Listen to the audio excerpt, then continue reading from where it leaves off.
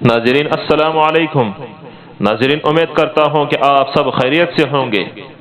میں آپ سب کو اپنے چینل پر آنے میں دل کی گہرائیوں سے خوش آمدید کہنا چاہتا ہوں۔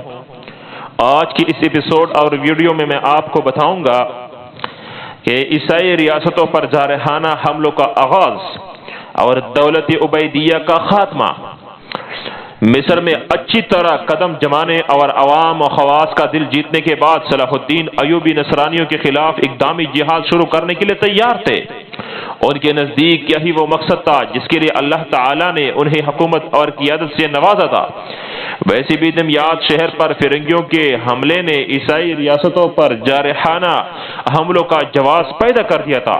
صلاح الدین ایوبی نے اس موقع محل کو پیش نظر رکھتے ہوئے ربیع الاول 566 ہجری نومبر 1170 میں جہاد فی سبیل اللہ کے اس عظیم مہم کا آغاز کر دیا جس نے ان کی زندگی کو ہر آنے والے مسلم فاتح کے لیے قابل رشک بنا دیا تھا۔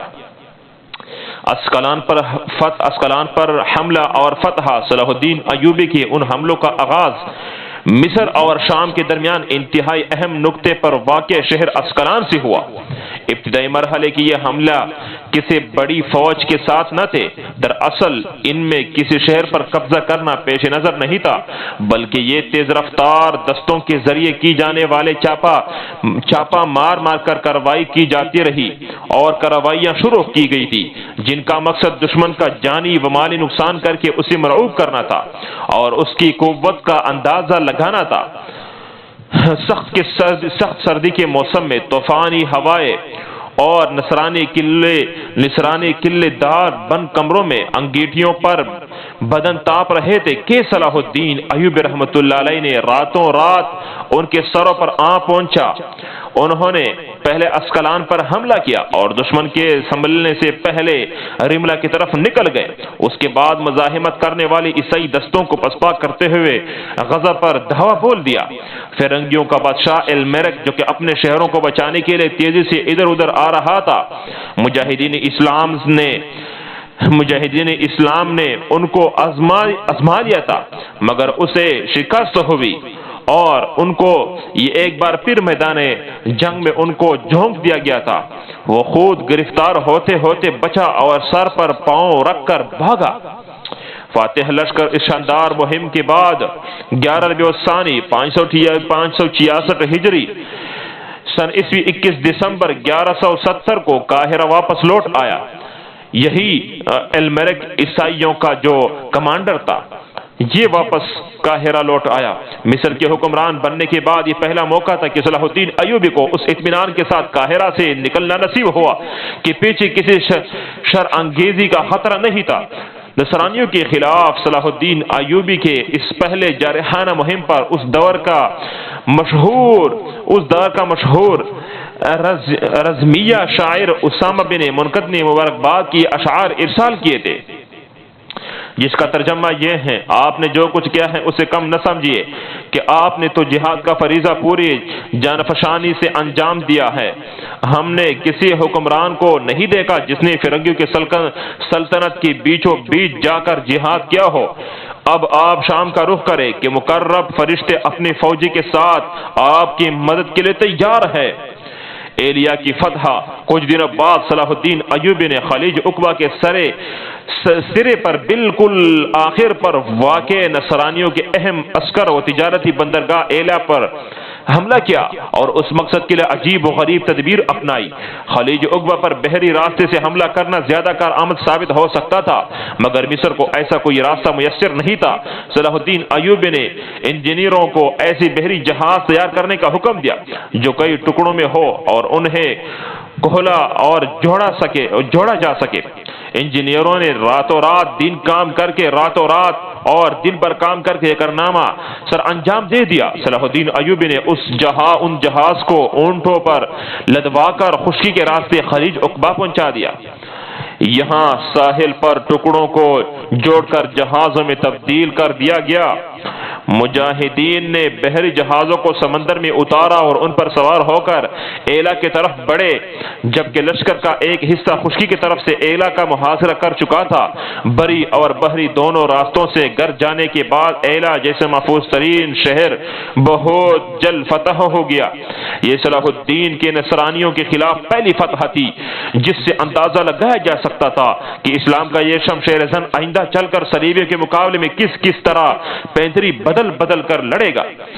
عیسائی ریاستوں کے خلاف یہ حملہ اچانک یلغار اور تیزی سے واپس پلٹ آنے کے اصول کے تحت کی جا رہے تھے کہ صلاح الدین ایوبی کا زیادہ دنوں تک مصر سے باہر رہنا بہرحال غیر مناسب تھا۔ 26 جمادی الاولیٰ 14 فروری 1170 عیسوی کو ایوب قاہرہ واپس آ گئے۔ وہ جارحانہ حملوں اور اقدامی جہاد کا یہ سلسلہ جاری رکھنا چاہتے تھے، مگر ایلا کے مہم کے بعد وہ پہلے مصر کے اندرونی مسائل اور پھر شام کی سیاست میں ایسے پنسے کہ برسوں تک دوبارہ عیسائی مقبوضات کو فتح کرنے کا وقت نہ مل سکا۔ اس کا کام بھرپور موقع انہیں 12 سال بعد نصیب ہوا۔ بہرکیف اسکلان، رملہ اور ایلا کی مہمات میں صلاح الدین ایوبی کی کامیابیوں نے ان کا قائدانہ اور عسکری صلاحیتوں کا سکہ بٹھا دیا تھا۔ مسلمانوں کو ان کی ذات میں ایک نیا خورشید طلوع ہونا دکھائی دے رہا تھا۔ مصر کے عوام جو بنو عبید کے مارے باندھے تھے، اب صلاح الدین ایوب پر پورا اعتماد کرنے لگے تھے۔ ادھر سلطان نور الدین شام میں اپنے اقتدار کو زور بزور مستحکم، یعنی اپنے بازو کے زور، ہر وقت، ہر دن، ہر آنچ، ہر گھڑی، دن رات مضبوط اور مستحکم کرتے جا رہے تھے۔ دشمنوں کے مقابلے میں انہیں لگاتار کامیابیاں حاصل ہو رہی تھی۔ یہ 1-2 سال ان کے غیر معمولی سیاسی فتوحات کا پیغام لائے تھے۔ ذی الحجہ 565 ہجری ستمبر 1170 میں موصل کے حکمران نور الدین زنگی کے بھائی قطب الدین مودود نے 21 برس کی حکمرانی کے بعد وفات پائی۔ اس کا بیٹا سیف الدین غازی دویم، جو اپنے چچا کا ہم نام تھا، تخت نشین ہوا۔ وہ نچر بکار آدمی تھا۔ اس کمزوری سے فائدہ اٹھاتے ہوئے فخر الدین عبد المسیح نامی ایک نصرانی افسر نے، جو قطب الدین مودود کے زمانے کے بھی حکومتی نظام پر حاوی تھا، کاروبار سلطنت اپنے ہاتھ میں لے لیا، مگر عوام اس کے بدسیرتی اور ان کے مزاج اور مظالم سے تنگ تھے۔ اس لیے سلطان نور الدین نے براہ راست موصل کی سیاست میں دخل دینے کا فیصلہ کیا اور فوجی کشی کر کے 13 جمادی الاولیٰ 566 ہجری 21 جنوری 1171 کو موصل پر قبضہ کر لیا۔ موصل کے عمران نے سلطان کے سامنے سر خم تسلیم کر دیا اور فخر الدین عبد المسیح ملک کی سیاست سے بے دخل ہو گیا۔ سلطان نور الدین نے حکومت اپنے بھتیجے سیف الدین غازی ہی کے پاس رہنے دی، مگر یہ حکومت اب سلطان کی سرپرستی میں کام کرنے کی پابند تھی۔ یہ نور الدین کی بہت بڑی سیاسی فتح تھی۔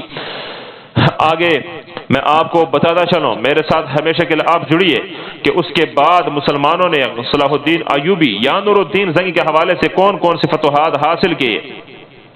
عقیدے اور نظریے پر محنت یہ تو ضروری ہے۔ مصر میں اب عبید حکمران کی حیثیت عملی طور پر کچھ بھی نہیں تھی، اس لیے اس کا سایہ اتنا ناگوار نہیں رہا تھا کہ اس سے ہٹانے میں عجلت کی جائے۔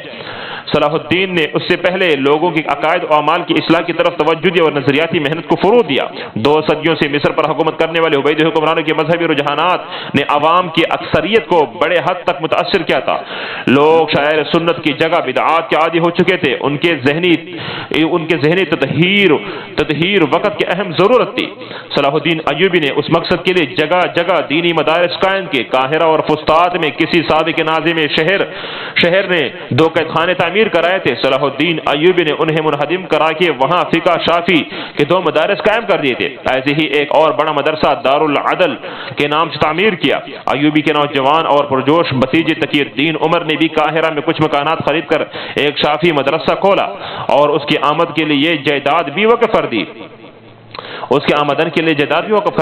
مصر کی عدالتوں میں شیعہ فقہ کے مطابق فیصلہ ہوا کرتے تھے۔ اکثر قاضی شیعہ تھے۔ صلاح الدین نے عوام کے دل جیتنے اور ان کے ذہنی تربیت کرنے کے بعد اگلے قدم کے طور پر تمام شیعہ قاضیوں کو معزول کر دیا اور ان کی جگہ شافی مسلک کے اہل سنت علماء کو قاضی مقرر کرنے کا فیصلہ کیا۔ کیونکہ اس کے اقدام کے رد عمل کا خطرہ بہرحال موجود تھا، اس لیے سب سے پہلے ایک شافی عالم شیخ صدر الدین عبد الملک بن درباس کو جج مقرر کیا گیا، جبکہ بہت زیادہ اس کے علاوہ قاضی مقرر کی گئے اور سب سے بڑے قاضی کو اسے مقرر کیا گیا۔ یاد رکھنا 20 جمادی الثانی 566 ہجری میں 27 فروری کو 1171 کو پورے ملک میں سنی فقہا کے قاضیوں کے عہدے دے دیے گئے۔ یہ اتنا بڑا انقلاب اسی طرح چپ چاپ آیا کہ کسی کو کونے سے کوئی یعنی کسی بھی کونے سے آ کر کوئی آواز نہ اٹھی اور نہ اس کو کسی کو خبر ہوئی اور ایک دم یہ اسلامی انقلاب چھا گیا۔ یقیناً یہ صلاح الدین ایوبی کی کامیابی حکمت عملی کا اثر تھا کہ وہ اس سے قبل جہاد اور علم دین کے فروغ کے ذریعے لوگوں کے رجحانات بڑے حد تک تبدیل کر چکے تھے۔ شرعی قوانین کی نفاذ اور دینی مدارس کی قیام کے بعد صلاح الدین ایوبی کے لیے ذرا بھی مشکل نہ تھا کہ وہ مصر سے عبیدیوں کے اقتدار کو ختم کر دے، مگر وہ اس کے لیے زیادہ مناسب وقت کا انتظار کر رہے تھے۔